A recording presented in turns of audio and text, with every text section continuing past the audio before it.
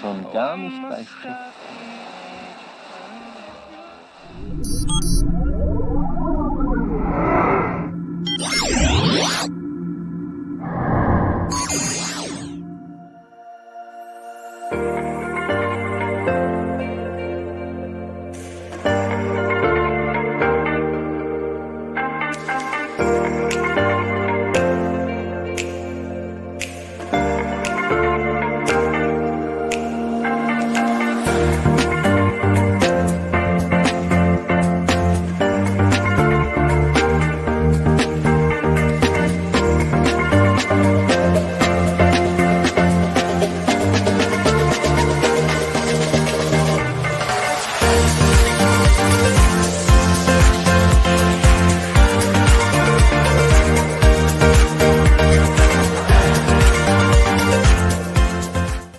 And boom, boom, boom, we're live, everybody. Hey, welcome to Red TV in Conversation.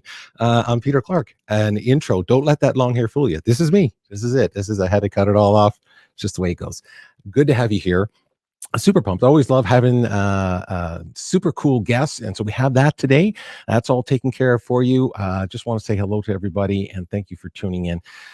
Hey, if you're here for the first time, thanks for tuning in, because we want to get the word out. Red TV, we're spreading and amplifying people that are doing good in the world. This fine young gentleman over there is one of them. So, hey, if you like what you see and do, please share it with your network. Hey, like and share. That's what we're going to do. That's the only sales pitch I got for you right now. Like and share, and let's do that. This is such an incredible topic we're going to talk about today, and I will jump into our guest in a second here.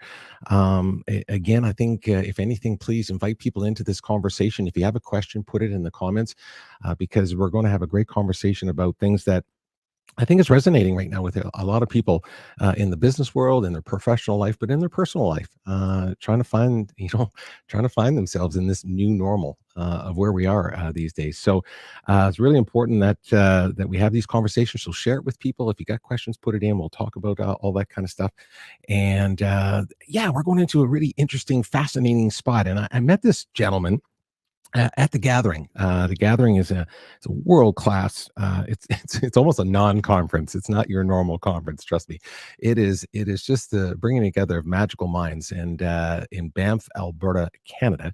And met this gentleman here. Saw him speak. He even posted that he was nervous, but you certainly would never tell. I'll tell you that. It was fantastic. So I said, gosh, I got to have this conversation because it so resonated with me. And I know it would resonate with people who tune into Red TV. So again, thank you for being here. Hey, so the guest today, listen, hey, is DJ DiDonna. I hope I said that right, because I didn't even ask him in the warm up here, because I don't normally meet my guests until we kind of go live. So it's kind of a lot of fun that way. 2009. So let's do a quick little intro. DJ founded the Sabbatical Project, basically to define, explore, and research sabbaticals. So the concept of sabbatical, and we'll talk about even that word. I'm not sure if everyone sort of appreciates what that word means or what it can mean to them.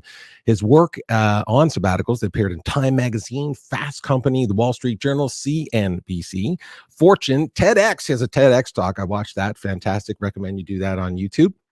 And now Red TV. Now he's on Red TV. How cool is that? He also co-founded EFL Global, which basically helped underbanked businesses and individuals across 20 countries.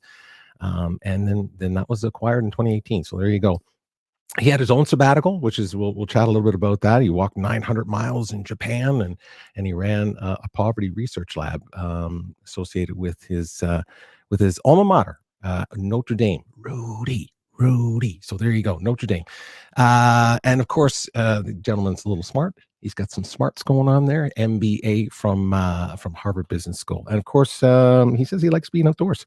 So I think coming to Alberta was probably really, really good for him. That's what I'm going to suggest, that being up in the mountains was an unbelievable experience for him. Please, everybody, let's put our hands together. I know I can hear you out there. DJ DiDonna, how are you? Great. How are you? That's quite an intro. So yeah, I know. I just try to speak so fast to get through it all, because I could be here for a while with you. You've done some cool things. So hey, I just wanted to make sure that got it all in there as much as I could. So it's good to have you here. Hey, thanks for joining me. Super appreciate that. Super appreciate meeting you. Always start with a very first quick question. Though, is you, your family, and everyone you know and love, all that. Everyone good? Everyone healthy and good? Yeah, we're surviving out here. You're surviving. Yeah, he's surviving San Fran. He's in the Bay Area, everybody. So that's where he is right this second. Yeah, so it was great to meet you out in Banff, and we're going to dive into that and talk a little bit about that. But DJ, hey, I want to share something with you. My beautiful spouse, and I did this the last show. It sets the intention. These are remind cards. Remind. Look at that. Remind. We're going to set remind. So I'm going to shuffle this deck real quick. I want you to tell me to stop. And we're going to set the intention now and see if we're lined up today. How about that? Let's just see if I'm sure we are. I'm sure we're lined up. You just tell me when to stop here. All right, you can stop. All right. So I'm just going to take the one right off the top.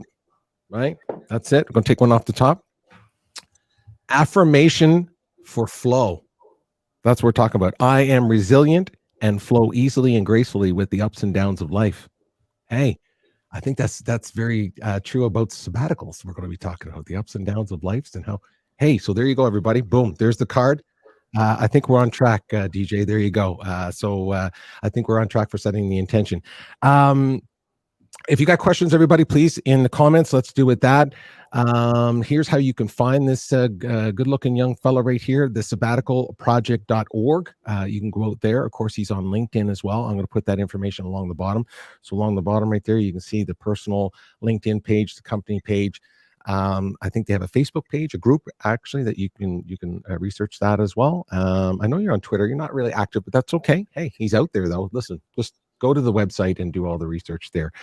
Let's start with again talking about the Sabbatical Project. But I think, and I know you, and again, I hope that everyone has a time to go out and see your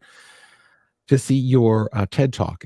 You define these kinds of things, but let's talk about the word. I use the word philanthropy a lot, for example, and in the world of giving back, making a difference, charity, all these kinds of things.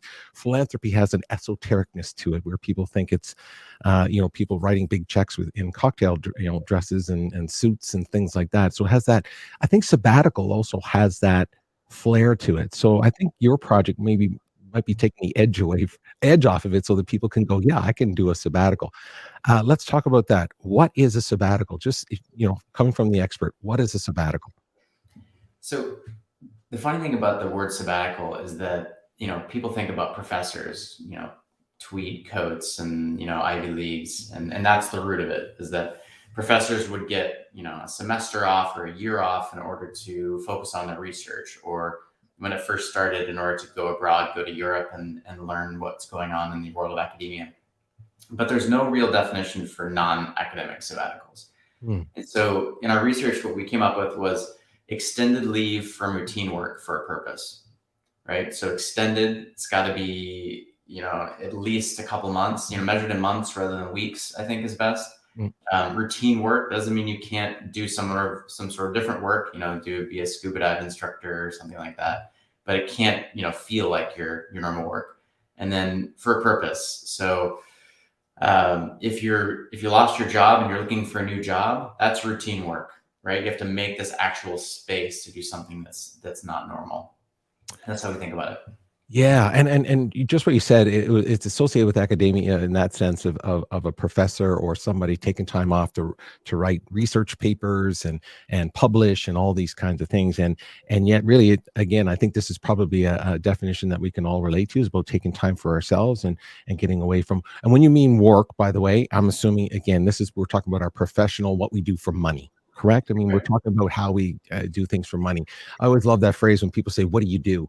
And I always ask, "Well, you mean for money, right? You want to know what I do for money." But what I do and what you do for money is obviously sometimes really, really different.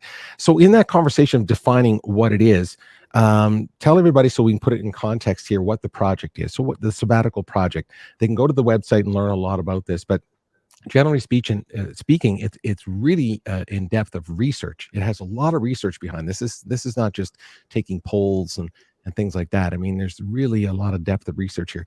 Give somebody in context what this project is, and it, so that we can move on through this of what sabbaticals are. Talk about the project. The project was an idea where, I came back from my sabbatical, took 4 months off. We could talk about that later, but And, looking around saying, this was one of the most transformational experiences of my life. And where's the information about it? Why did I have to burn out in order to feel like I could take time off? And I think that, I come from a social science background. I've worked with economists my whole career. And so to see someone's blog post about how great it is to be on the beach, that wasn't really enough to say, it didn't do it justice for the kind of impact it was having on folks. And so the Sabbatical Project was just an umbrella term to bring in research, to bring in kind of stories, case studies about companies and individuals, to really start to tell a more nuanced and rigorous story about the role of time off in people's lives, where it wasn't just, obviously a long vacation is fun, right? I mean, there's no surprise there, but there's something going on much, much more deeply here. Every person that's taken a sabbatical has also taken a vacation, and something vastly different is happening. Yeah, I think you hit it on the head there about this idea of being mixed up with the taking time off and just going on vacation, which is a good thing. Everyone needs a break and doing all these kinds of things, but it's not about that. I think it goes deeper than that. I want to do right now justice by bringing up the website for us here and have a look through the sabbaticalproject.org, everybody. That's what we're looking at right now. And so I again, your work has been featured across a lot of business magazines and business media and so on. So it's a really big subject matter, obviously, within business. And again, I want to emphasize in here, there's a really cool thing that I went through here. I'm going to put up the theory of change. Can you walk us through that real quick here, DJ? Because I think it's this really kind of summarizes it for people a little bit to understand, what the idea is about going on a sabbatical and then experiencing this kind of change. Can you talk about that a little bit? Sure. So when I talk to anyone about sabbaticals, I think the first hurdle that I have to get over is, folks feeling like it's a privilege, because sabbaticals are a privilege, right? I mean, there's the economic privilege to be able to take time off. There's the psychological privilege to feel safe enough and confident enough to, take off from your job or do something that's a little bit countercultural. And so, like, I agree with that. And what we're here for is to try to help it be available to everybody. So, how I think about it, think about how Tesla got started. They had this Roadster that was really expensive. And the idea there was to prove the concept, to bring in revenue in order to make it more available to everybody. It was just supposed to be the Model 3. So what we're trying to do is change the story about sabbaticals by highlighting people of all shapes and sizes that have taken them. And then the more people that take them, the more likely they are to advocate for sabbaticals at their companies and among people they know. Leaders who can actually set up policies so that folks can take paid sabbaticals with benefits, which means that it's no longer an economic or like an optics, what will people perceive of you if you take time off issue. So that's how we're doing it. Got it. No, fantastic. I want to also steer people towards this about, I downloaded the information. I've been reading through it. It is fascinating, to say the very least. I mean, what I love about the information that you send to me anyway, I think anyone can download it, is it does speak it obviously in sort of some research terms, but it really resonates with me when I listen to what people say, because you quote a lot of people of what they've experienced doing sabbaticals and so on. And you can take a quiz. I think this is really cool here. I want to show everybody, you can take a quiz, which I did, DJ, just so you know, I did. I'm going to show you my results, and then maybe you can tell me, do I need a sabbatical or not? Because I need to talk to my spouse about that. Maybe I need a sabbatical. But basically, everybody, you can go to the sabbaticalproject.org and take a quiz. And there's just a few questions. It's really quick. You get basically a snapshot of maybe the type of personality that you are. And I know for me, I did it because I wanted to understand a little bit more about, and listen, anytime I can understand what's going on up here, DJ, let me tell you, I want to I want to learn more. So let me just see, here's my results, just to show you. I want to see what you think of that and see if you're shocked by that.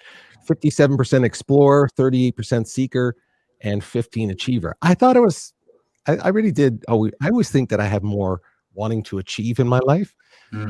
But when I do these kinds of things, this shows up. What kind of person are you seeing here? That's awesome. Yeah, no, I mean, listen, I think that the key here is that no one is just one thing, right? So we want to show that it's a bit of a pie chart. And it also changes over time, right? So when you're 22 years old and you've never seen the world, you might just really want to go out there and see the world. Whereas, if you're older, maybe you want to find the meaning behind it, right? I went on a Buddhist pilgrimage. Obviously with what you're doing, like, you're excited to explore who's out there, what's interesting to folks, what they're passionate about. So that this doesn't surprise me at all. And I think the achiever aspect is really more, are you doing it for the sake of achievement, right? And so you don't strike me as someone who's like, will sacrifice everything to achieve something. You know what you want. You're excited to learn about folks, and I think you've got your priorities in the right way.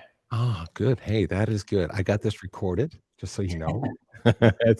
I appreciate that. But again, I bring that because I think if everyone goes through this process here of this particular quiz and get this information back, it does open what we're just doing here, conversation. It causes us to kind of think about ourselves and where we're at in our lives and how it applies to what we want to do as we move forward. And I think you hit it on the head there about one thing about me. I do know I am excited. I just love learning. I'm insatiably curious. I'm so curious. So when I can download a report like yours and read through it, and that I'm that guy. I'm your audience, just so you know. Hey, I want to make sure I'm shouting out a few people. There's always people that tune in, DJ. So I want to make sure I'm saying hello to people that always support the show. Tim, always good to see you, my friend. Thank you for showing up. I always appreciate that through LinkedIn, which is fantastic. Indianapolis in the house. Boom. Kevin Cox, how are you? Good to see you. Glad you're here. Let's see who else is here. Jennifer. Thank you, Jennifer. Appreciate you tuning in as well. And yeah, be kind. That's always a message we have out here. Here we go. Raya, good to see you. Good to see you. Thank you for tuning in. Brand new book. This person has a brand new book, everybody. Journey Well. There's a little shout out for you. I just want to make sure. Hey, good to see Jojo from Ottawa. DJ, Ottawa in the house. So there we go. Good to see you, Jojo. Jojo, you are on she's got her own journey right now. Talk about sabbaticals. She's on a forced sabbatical right now. And that's a different conversation. But some people, again, are forced to kind of change their lives and she is one of them. I'm cheering for you, Jojo, just to make sure you know. Hey, look at this. Doug Hayden, good to see you, my friend. Hey, love the remind cards. Yeah, thank you. Appreciate that. It's all good. I so many people in the comments. Thank you for tuning in. Oh, look at this. We got Kentucky in the house. Michael Ray, good to see you, my friend. Kentucky, Lexington. DJ, see, they all tuning in for you, buddy. Everyone wants to go on a sabbatical. That's what's happening here. Everyone wants to go on a sabbatical. I appreciate that. And hey, over in Netherlands. Hey, Asha, good to see you. Good to see you. Always good to see you. So we got Europe in the house. See, it's all good stuff. Massachusetts. Thank you, Melody. It's always good to see you. Love anytime you get a Massachusetts accent involved. Here you go. Right. And you're absolutely right. Netherlands. Hey, and good. Hey, here's a guy I haven't seen in a long time. Brett, there you go. Hey, I don't know, Brett, this might work for you. This sabbatical thing might work for you. We'll have a try. So I just want to shout out to everybody. Thank you for tuning in to listen to this good-looking young fellow over here. So let's continue on here, DJ, because again, there's so much to cover because it's timely, and the conversation is timely because again, this idea of the Great Resignation is going on, and now we're in post-pandemic, going back to work, and people have had 2 years spending more time at home, and all of these things are happening. So this is why I think it's really, really important that we have this conversation. Before I go farther into that, tell me a little bit about your sabbatical, so that people can put that into context as well. What I loved about your story is that part of it is that you spent time with your mom. So good for you on that. And you did a trip here in Canada, of all places, a train trip. So I'm just curious with that. Tell us a little bit about your sabbatical, but on that part of it, I'm just curious, why was that important to you to travel with your mom, and maybe what did you learn from that process? What was that? Yeah, I think, there's the marquee items that you do, right? And so my marquee items were, I bought a motorcycle in New Zealand and spent a month motorcycling around, did a silent meditation retreat, walked around Japan for 6 weeks on pilgrimage. But really the things that are more kind of private and important to me are, spending time with my mom, kind of nursing her back to health, writing my first song, performing it at a random bar in New Zealand where, no one was there that I knew. Just the small things, helping a relative move, being there for folks in a way that I felt like my prior work life didn't give me time and space to do. So I think that's the important differentiator is, what would you do when no one's watching, right? And then what aspects of yourself are you kind of digging up? Like I think about it as an archaeologist, digging up things that you used to love to do, that you were passionate about or you're curious about. So, what would you do? Have you taken time like this? Yeah. Hey, listen, that's a really good attempt to switch this around, to turn it on me. I love it because I know you host some of your own shows, so good for you to try to do that, but it ain't going in that direction. However, I will answer that question. I'm an extremely analytical person, extremely, and I don't think it's actually served me. So I have this split completely personality. I have a background, believe it or not. At one time in my life, I was an accountant. That should tell you everything. An accountant, financial services, mutual funds, life insurance, believe that. And long hair musician, you see the guitar and piano behind me, drums, all those kind. So I have this creative side and I have this very analytical side. So have I actually taken, though, what we're talking about, a formal, hey, I'm going to take 6 weeks, 8 weeks and deep dive into myself? The answer is no. The answer is no. Have I had smaller periods of time where we all felt like we're getting away for a while to unwind? Yeah, I think we've all done that, but certainly not to the level we're talking about. So, and you know what? Strangely enough, as a side note, I had a heart incident in December. So, where all of a sudden, life and death was right in front of me. And so it has made me think I need to take that time. So what you're referring to there, back to that question though, because I don't have my mom anymore. So that's why I love hearing stories where you're taking care of your mom. What'd you learn from that trip going across Canada on the train? That must have been an awesome time. What did you learn from that about you and your mom?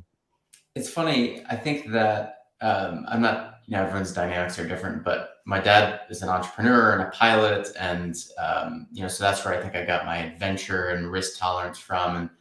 And that's how I've thought about like who I wanted to be. And I think it took slowing down, doing the walking pilgrimage, centering more in kind of my heart to realize that, my mom had been this just supportive, amazing, loving person in my life. And I hadn't lived into that. I hadn't idolized that part of me or that part of being. And so spending time with her really centered me back into like, oh, here's this thing I've probably taken for granted, definitely taken for granted. And what would it be like if we just went on a trip together? So it was her 70th birthday. Oops, probably should have said 60th birthday. 60 something, absolutely. And she wanted to take, going on a long train trip. So Toronto to Vancouver, we brought along her best friend from college, Connie. It was fantastic. Oh, that's beautiful. And you know what? I resonate with what you just said there, because I get all of that, this kindness, empathy. I had to come to terms with being, when I say that, come to terms with being an empath. It all comes from, it mostly comes from my mom. There's no doubt about that. So good for you, man. I just wanted to hear that story because, again, not having my mom anymore is always, it is top of my mind. That is for sure. Let's jump now to some of the things we're talking about. Again, sabbatical wise, for individuals, people listening to this, specifically people that on LinkedIn, for example, in that community, a lot of business people, entrepreneur, but even C-suites, people that are running big organizations. They're part of boards. They're part of all kinds of different activities within business. Why should they even consider one? Because I'm not even sure if people consider, taking time off, extended vacation, but sabbatical. If you said that to most people, they're like, I can't consider that. Why should someone consider that right now? Well, first of all, definitely in America, and I assume in Canada as well, there's really no such thing as extended vacations. I think we don't have that many vacation days. Most Americans leave vacation days on the table, don't even take them. And then now when we're on vacation, we're probably connected. We're thinking about what we have to do. We know in the back of our mind that things are stacking up that we'll have to take care of. So, I kind of reject the premise that folks are taking enough vacation to begin with. And, I think that the other reason is, should we do it to solve something, right? To like solve burnout or to make us better when we come back at work? Or should we just do it because it's fun and interesting and this is our life, right? We've just gone through and are still going through 2 extraordinary years where our mortality was brought front and center. Our work, all the realities that we were doing were turned up to 11. Like, do we really need any more reminder of how precious and delicate life is, and those things that you would want to do with your life that you don't have time? I met a 50-something-year-old CTO at a tech company who had always wanted to do a 10-day silent meditation retreat. And he's like, when am I going to take 10 days out of my, 15 days vacation or whatever to do a silent meditation retreat? I have a family, I've got a job. If you can't imagine having a time where you could take 10 straight days to do something over the course of your life, that's, I don't know, just not a very rich life, right? Yeah, and I'm trying to think. I've listened to a few of your broadcasts and your TED Talk and so on. I think you said something like that. I think the stat is generally speaking, we might work 40, 50 years these days, which means that if you take even a month to yourself, it's still only like you said, 1% of your work life. To suggest that you're going to go to your grave thinking, yeah, I should have worked that 1 more percent. I remember something you referred to as that, and when you put it in those contexts. In that context, it makes a lot of sense. We just don't, we confuse the two. One of the things about that, so let's talk about that again, because again, business people, especially entrepreneurs, I mean, solo entrepreneurs, when you run your own business and there is nobody to kind of hand these things off to, the financial part of taking time off, the momentum of your business, might slow down. All these factors play in your mind and so on. I'm wondering what your thoughts are on when it comes to the solopreneur, the entrepreneur, this idea. Does it apply to them for real, or what's your thought? And when I say for real, I mean just what we just talked about. The idea of even taking long weekends throws some entrepreneurs. The idea of sabbatical for them. What's your message to them? Yeah, so I'll try to be less cheeky this time. So two reasons. The first is, as a solopreneur, as an entrepreneur, if you can't design your business to take off without you, right, to be able to survive without you, I would argue you haven't done one of the fundamental things that you should do to create a sustainable business, right? So, I mean, you can think about it as an experiment. Can I, and you don't have to do it tomorrow, can I, 3 years from now, 5 years from now, take 3 months off from my business? Can I build it up? Can I empower people to help me kind of carry it forward, right? I mean, I don't know if you saw, but Brene Brown just announced that she's taking a 3-month sabbatical and giving it to her entire staff, right? So she's not going to have content out there for 3 months. It's not the end of the world, right? You can imagine she could have built it such that she was continuing to have programming for the full 3 months and no one would have even known that she was off, right? So anyway, can you, for the health of your business, have it run without you, which I think is a great kind of sustainable enterprise practice. And then also what we found in the research is that people suffer from this thing we call functional workaholism. So you don't realize that the way you're working is not really great, is not working for you until you step away from it. You're just kind of used to, going ahead, having the blinders on, and things are probably working pretty well. But it's not until you step back that you see, oh, this wasn't working, or I really would like to take more time off to spend with my family, or I was having all these health issues and I didn't realize they were connected to work, right? So, I would argue that you don't know until you take time off, so you might not feel the need. And what our research showed is you come back with more creativity, right? More inspiration, more energy to actually go at the thing you're kind of working on. So especially for an entrepreneur, you need this creativity, you need inspiration. And then the third reason is what I said before, with just life is short.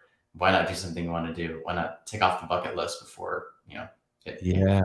Listen, I hear you on that. And listen, just to be transparent here, that's a situation, for me, if you think about it, for me, I have been thinking about it, which is, if I don't do these kinds of things, for example, is my business duplicatable? Am I able to take that time off and things don't run? Not very simple, but you mentioned Brene Brown. I think that's a great example of it. She literally has enough, I would say, social cachet and probably physical cachet to do that, take 3 months off and so on. But she didn't even have to announce that, is the other part of it. Again, I think is probably leading the way in how you treat your the people that work for you, and Right. so on. I want to stay in that area again about for business people and employers and so on. Again, in one of your talks, you talked about how long people actually stay in their jobs these days. I mean, some people have as many as 12, 15 careers over the next 3 years, I think, in Silicon Valley, you said, but that's not unheard of at all. I think even Chris Nealon at the gathering mentioned about CMOs. Their tenures are at their lowest levels they've ever been as well, where they move from brand to brand and so on. What is the incentive? Why would employers consider offering sabbaticals when all of that is kind of built up maybe against their business? Why would they even consider offering that to people when all of this is happening within their business? So I think the assumption in that question is that if they take it, they'll leave, right? So I want to challenge that assumption by just saying, our research showed that over 80% of people come back, right? And actually, one of the conversations I had at the gathering with Tyler Williams from Zappos is, do you want to have your employees stay because they're trapped? And as soon as they get some time off, they want to get out of there? Or do you want them to feel like, oh, this is a company that respects me as a human, I have different needs outside of work and they give me some time for that. And also have it be a part of the company culture. Hey, this is a thing that people do. What did you do, on your extended leave? Oh man, I really wish I could do that. Oh, it turns out I can. I just have 3 more years, right?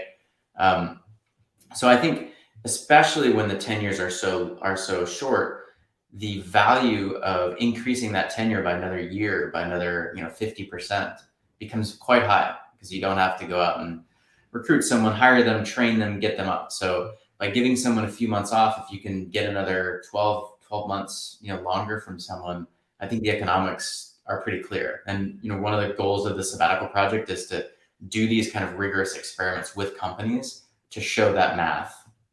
Right. Again, there's no right or wrong in the sense of how someone approaches the question. I think it's just even having this conversation. I think one of the things that I'll also ask you about right now, again, I'm just thinking off the top of my mind here, when I'm thinking about people who are in work environments where that is not the language, that's not the culture, for example, to take time off and these kinds of things. I'm wondering, from your research, again, or maybe these conversations, how does one approach that? What's the approach that an employee or somebody watching this right now that's in a company that the culture is not that, and they do want to go down this? Where do you start with that conversation? Any feedback come from your research on that? I think the first thing you need to do is a little gumshoeing, a little private detective work to ask inside the company around to see if folks have taken time off. Most folks will be surprised that there have been people who've taken extended leave in their company. But historically, it's been very much on a 1-by-1 basis, a special case basis, right? Oh yeah, we'll give you this time off because we know that you need it, but we don't want to necessarily make it a policy throughout the entire company. So ask around and see. And then the second is, talk to folks in HR, right? The counterfactual, like what would happen otherwise, is not that everyone just kind of continues to go on and works perfectly well. It's that people are burning out or they're leaving. So you suffer in silence and then you leave, and HR doesn't want that either. And so, talk to HR. It's much better for them to have you plan an extended leave, in advance versus take, medical leave or something like that. Yeah. And so, this is why I appreciate you highlighting the theory of change. This is why the more folks, and you might find that someone in HR has taken a sabbatical and there's not a sabbatical policy at the company, but they say, you know what, I took that and it actually was quite helpful, and maybe we should roll it out and you can pilot it. So I think it's about having the confidence that maybe you can start the movement. And I know that's difficult for a lot of folks, but rather than burning out and leaving. Yeah. Again, what's the alternative here? If someone needs to speak up and have that conversation, I appreciate. No, that's great. It's really good. Again, I want to try to make sure that people are hearing some things that they can actually walk away with and try to implement within their own organization. I'm just scrolling really quick through some of the comments here. I love this here. Here's a comment. Oh, that's Renuka Mohan. That's my beautiful spouse. There is never really a fully unplugged when you come on traditional vacation. It's so true. I mean, especially in culture today, you're out there with your camera, everyone's selfieing, everyone wants to share where they are and what they're doing and all those kinds of things. So there is no doubt in my mind. Let's have a quick peek here. Here's some stats, some more stats here. More. Just took the quiz. 29 Explorer. Oh, this is my wife. Okay, so 29% Explorer, 50 Seeker, and 38 Achiever. Hey, we got similar numbers, it seems. We could be. Is that that looks compatible, DJ? I think that's compatible. I think I'm going to keep that one right now. So yeah, I'm going to keep my numbers. That is, I'll keep that. That's good to know. Again, I think one of the things that is also difficult right now, or challenging for employers and employees, this idea of what we just talked about the last 2 years, and the return to work, and not only just the return to work, but what has happened while people were away from work. I found a stat just recently here about, COVID has increased anxiety and depression and so on. And so this is what people are feeling. And now we're bringing it back to work. What's your thoughts on that? What's your thoughts on how this is going to start playing out over the next 6 to 12 months, this return to work, while anxiety, depression, and these mental health issues are now coming to the forefront of conversation? How is that going to play out when it comes to asking for time off? What's your thoughts on that? So I think the good news is that it's out and it's a conversation that people are having now. I mean, I remember when I was experiencing burnout, 6+ years ago, I didn't even feel like I had the vocabulary for it. I didn't know folks who had said they were burnt out or left. I didn't know you could burn out from your dream job. And so I think now, like, it's just this human feeling is discussed and out in the open. I don't think that it's actually necessarily at a greater rate than before. I think that it's just more people are willing to talk about it more, which is awesome. I mean, even before the pandemic, the World Health Organization talked about burnout as like a workplace epidemic. And so this is something that I think was bubbling up under the surface, but folks didn't have the language or the permission to talk about it. And so I think what's happening now is because enough folks are talking about this sort of thing, they're feeling similarly, because we went through this collective experience in the first wave of the pandemic, is that people can empower others to actually take time off and get it fixed and treat each other like humans, as opposed to this wall between management and workers. So I think worker power on this is definitely a great thing. Yeah, and again, I just wanted to show you. I pulled that up just recently. This is one of the headlines. There's literally dozens, hundreds out there. If you research this, the idea of anxiety and depression worldwide, and the conversation is happening within HR departments, across all organizations, and how to self-awareness and taking care of oneself and asking each other and supporting each other. I think sabbatical falls in that conversation easily, where, how do you take care of yourself? Is time off part of that process that we need to investigate when it comes to, self-care and self-awareness and so on. Again, just fascinating and very timely, because again, it's almost in every conversation I seem to have with people in business. And this is why it's important for employers to consider creating their own program. It also plays in a role. I think you mentioned this, but I want you to touch on this. It also helps with, recruiting, retaining employees, rewarding them, retention. You found positive results in that as well, correct?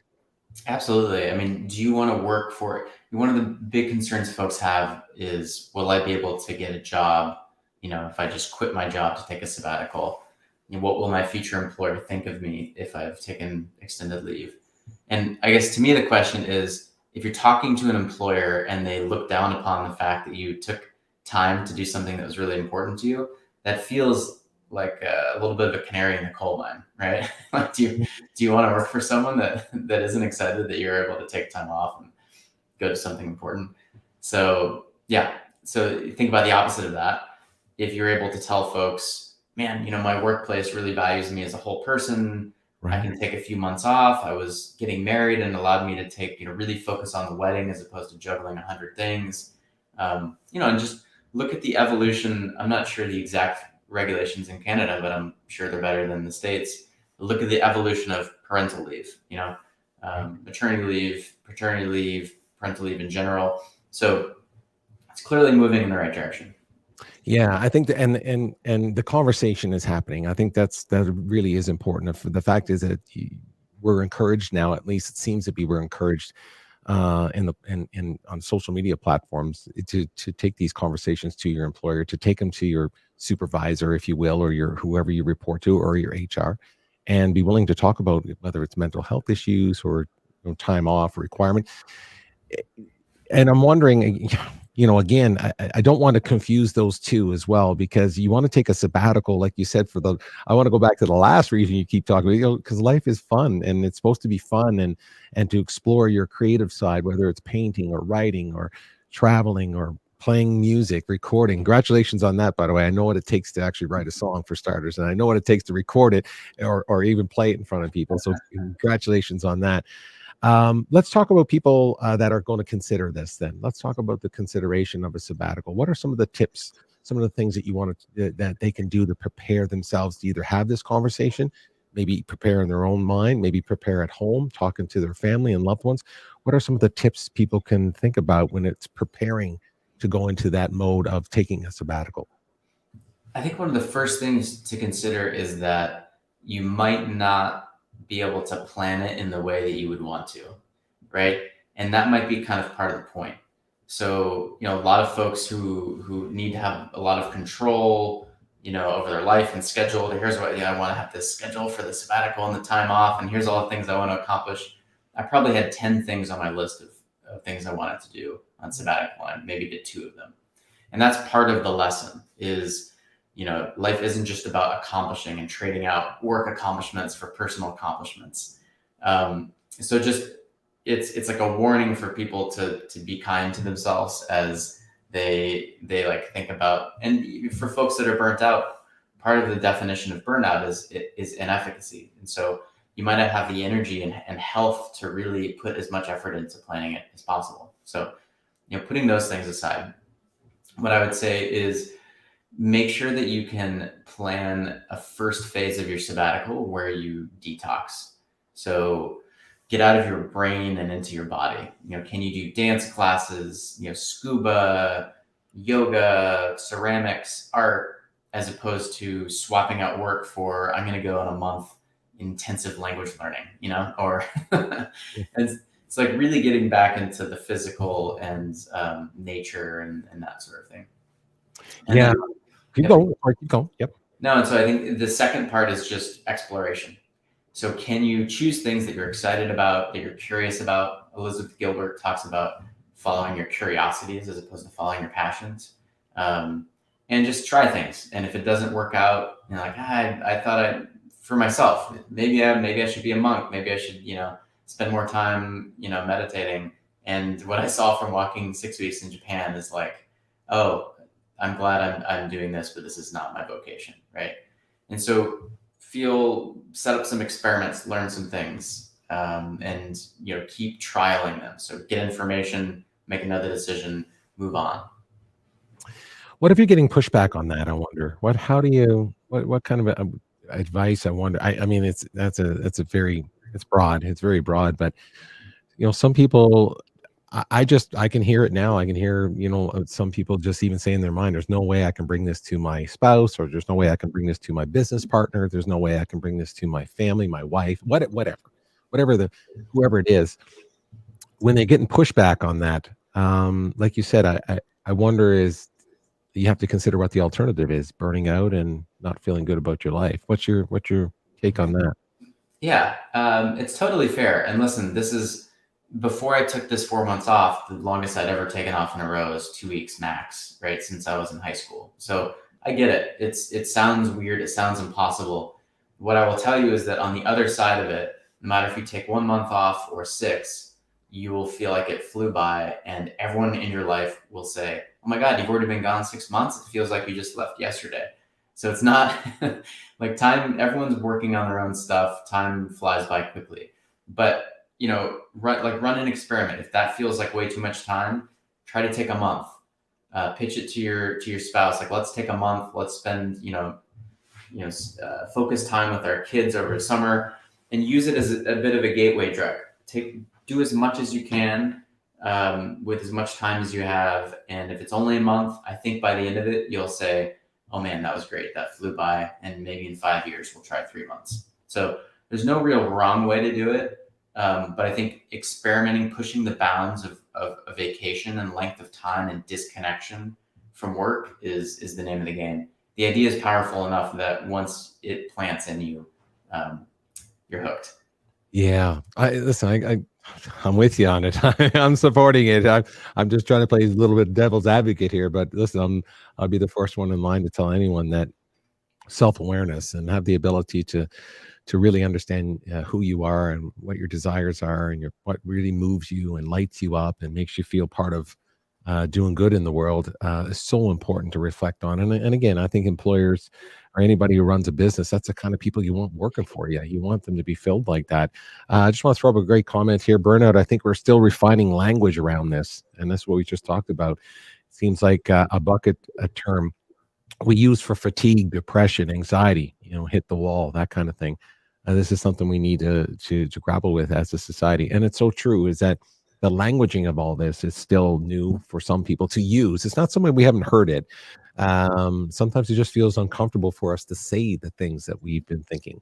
And again, going to somebody and say the term sabbatical sounds, again, it might be esoteric, but it's not. There's a deeper, more meaningful conversation to be had. So thank you for that comment there, Jennifer, and thank you, Tony, for tuning in from Wales. Wales is in the house, so yeah, it is a very topical conversation. Tony, for example, has lots of conversations with companies for diversity, equity, and inclusion, and these are the heaviness that a lot of organizations are dealing with on a regular basis, and C-suites are dealing with.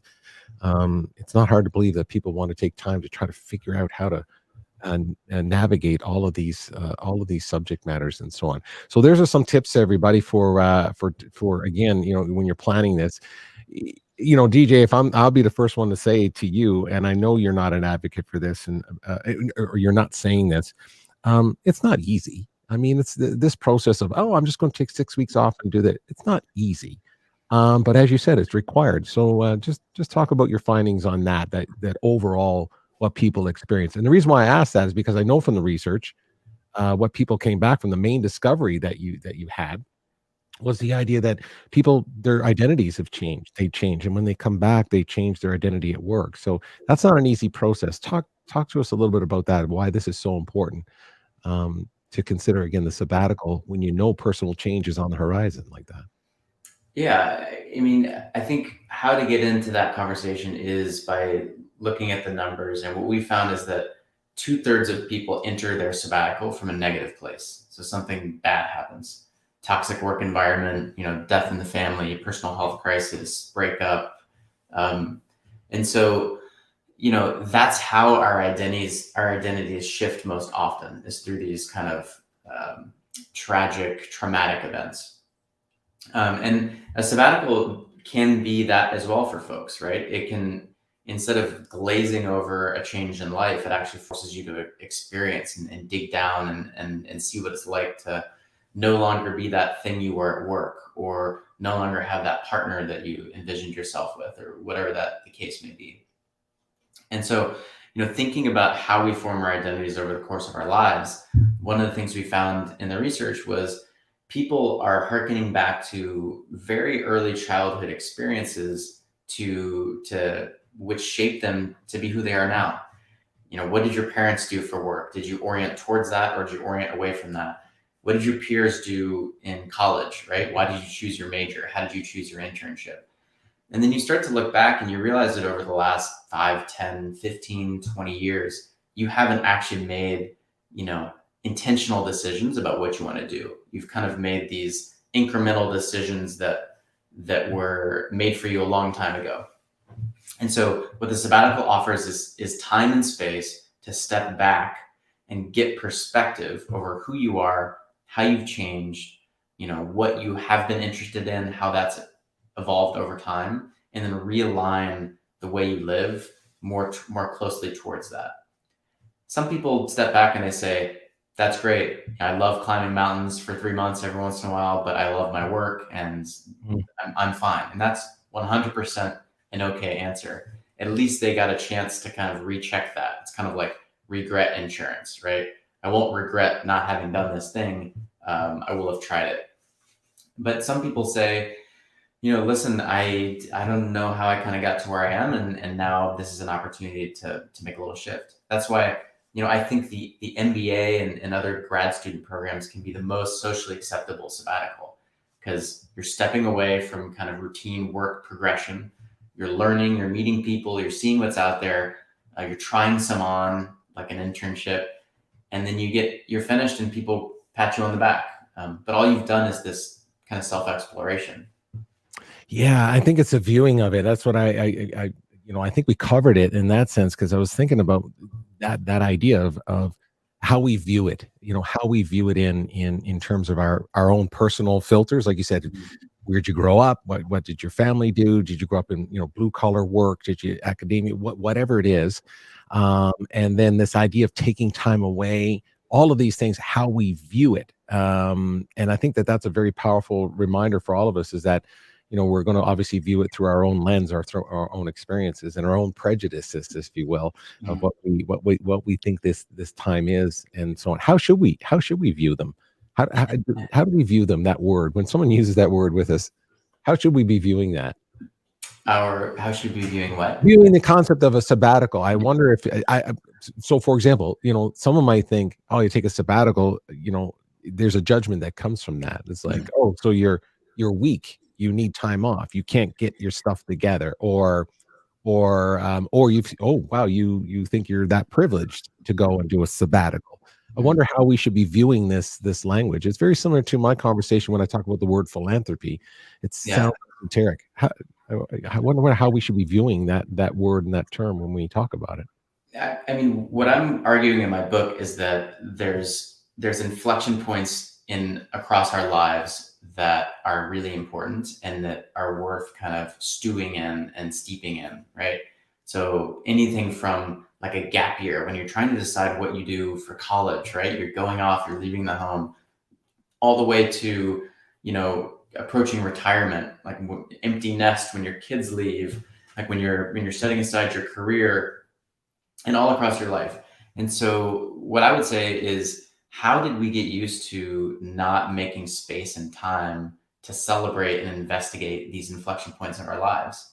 I grew up Catholic, and you have First Communion, you have confirmation, you have like this sacrament pre-cana that you do before you get married.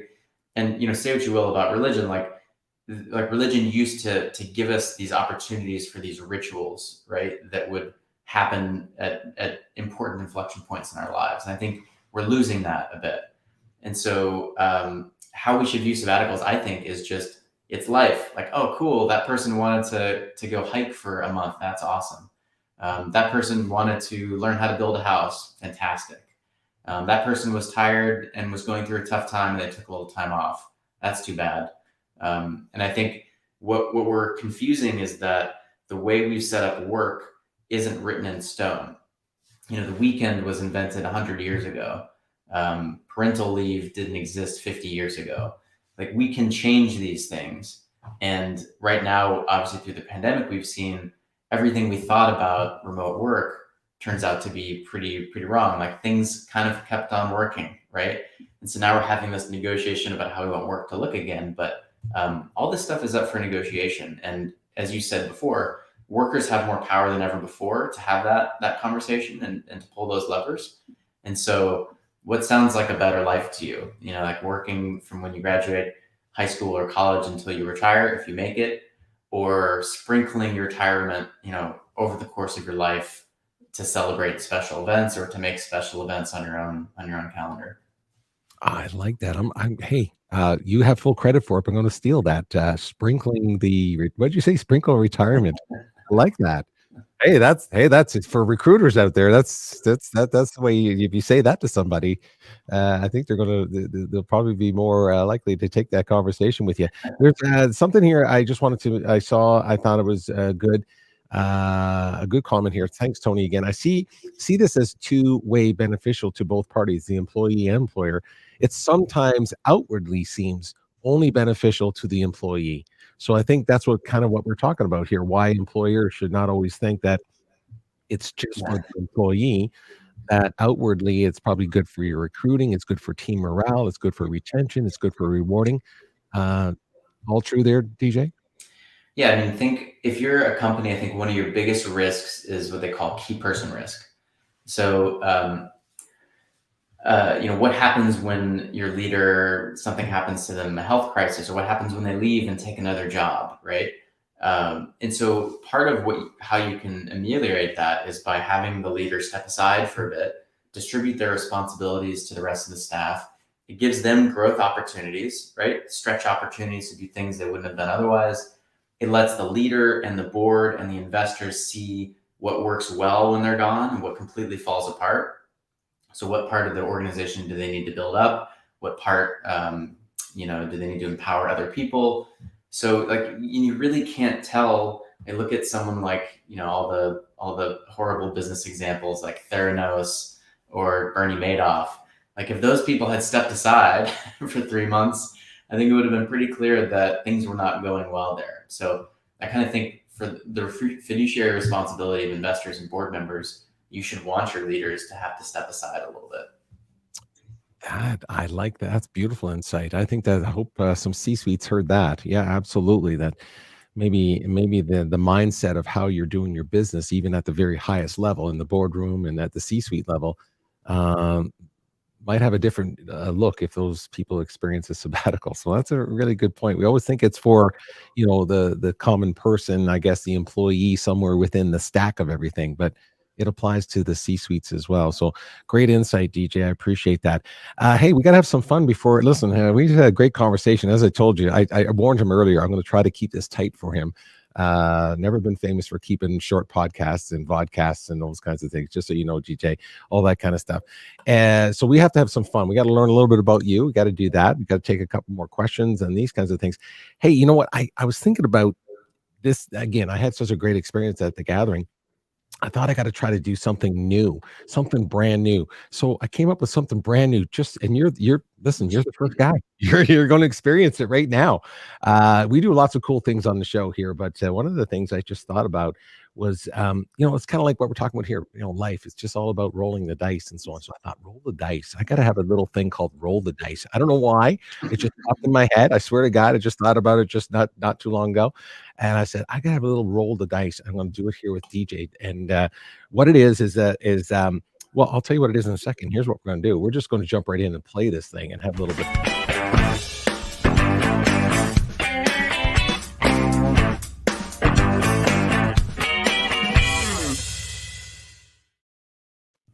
There you go. Hey, little intro. It's pretty cool, eh? We don't get out much around here.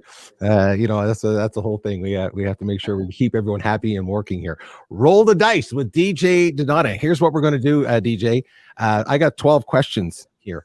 12 questions here. We're not going to go through 12 questions. We're going to roll the dice.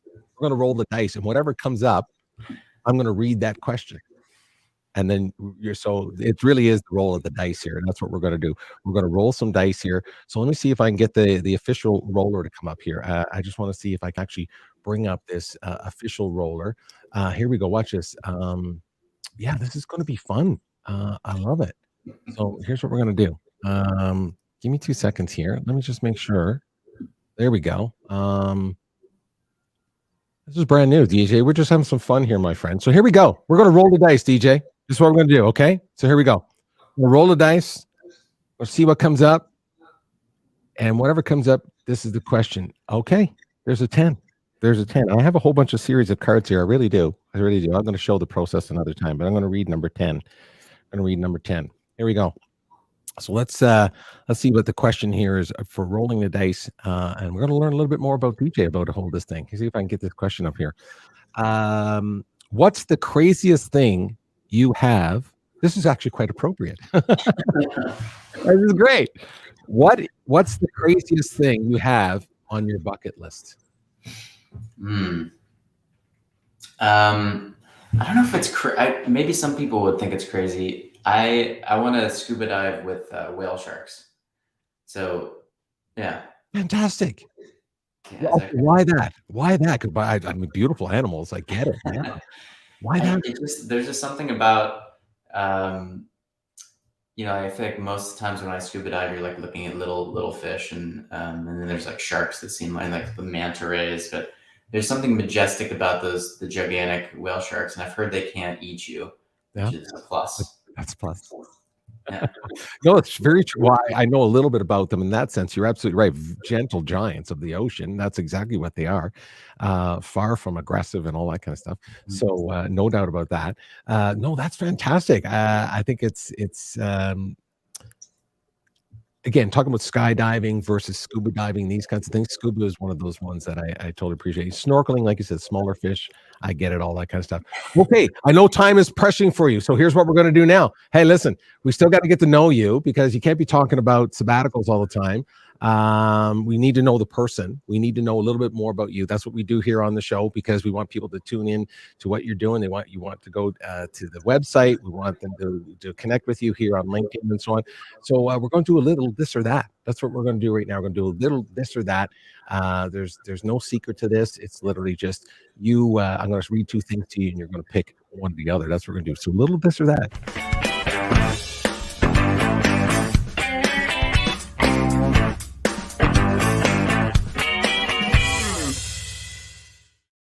Okay, there you go. A little this or that. Gotta have a little this or that. I'll just read them real quick. No answers, real quick.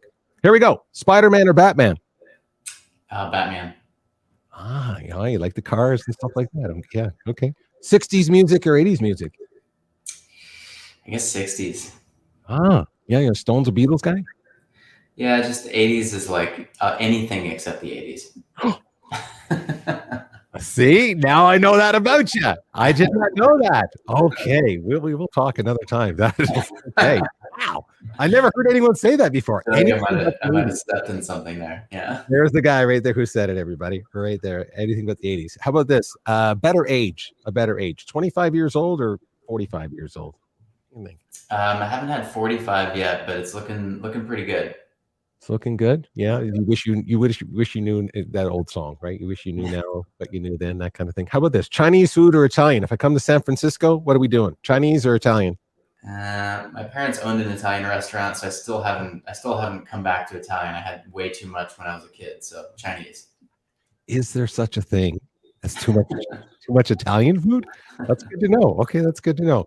Travel-wise, Caribbean or Europe? Europe. You like historical things and all that kind of stuff? Yeah, is that more appealing? Yeah, I think cruise ships. So I think Caribbean. Cruise ships and sunburns. Okay, got it. Sunrise or sunset? Definitely sunset. Never up for sunrise. Never up. Okay, so you're not an early person. Sunset gets better as you go on, and then it goes out. Sunrise just gets worse as it goes on. Worse. That's my theory about sunrise. Okay, I got it. Okay, to spend a day talking about sabbaticals. Now, this is kind of just tell me a little bit about you. So you're talking sabbaticals with the Dalai Lama or with Tony Robbins?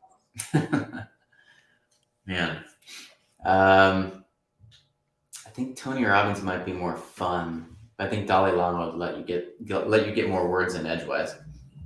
Very true. Okay, good point. Good point on that. Happiness or legacy?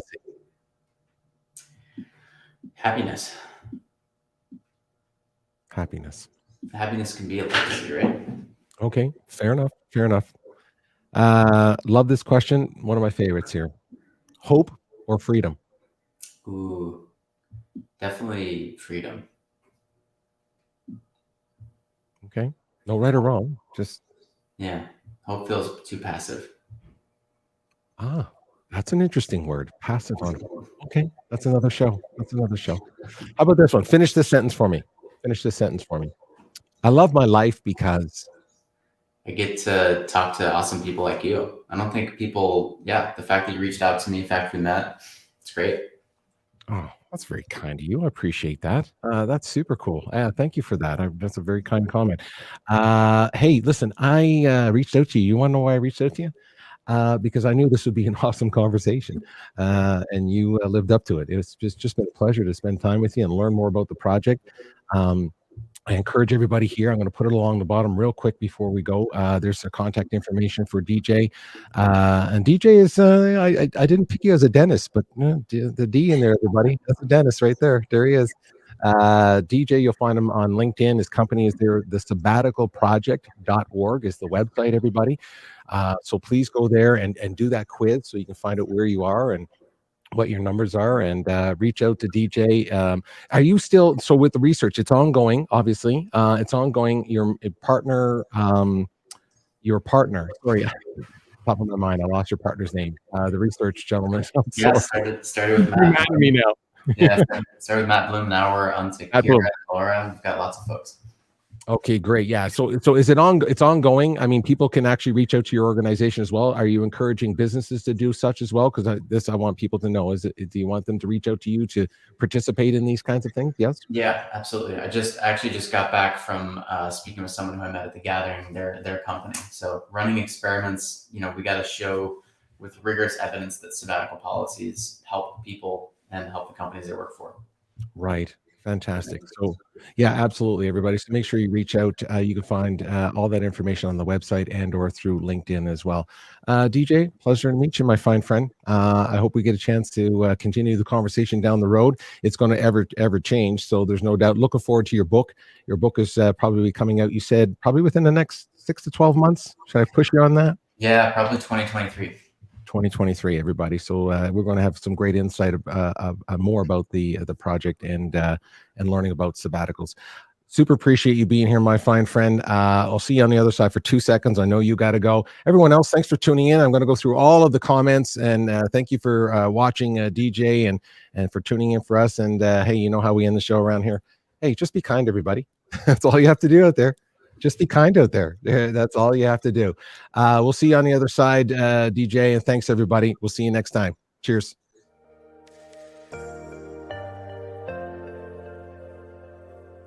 Let's just be kind out there. Let's be kind. Be kind out there. Just be kind out there. Just be kind out there, everybody. Be kind out there. Be kind out there. Be kind out there, everyone. Be kind. As I always say to everybody, hey, just be kind out there. Let's just be kind out there. Be kind out there, everyone. Be kind out there. Just be kind out there, everybody. Just be kind. Just be kind out there. Just be kind. Be kind. Just be kind out there. Just be kind out there, everybody. Just be kind. Be kind out there, everyone. Be kind out there. Just be kind out there, everyone. Just be kind. That's all you have to do. Just be kind out there. Always end the show like this. Just be kind, everybody. Just be kind out there.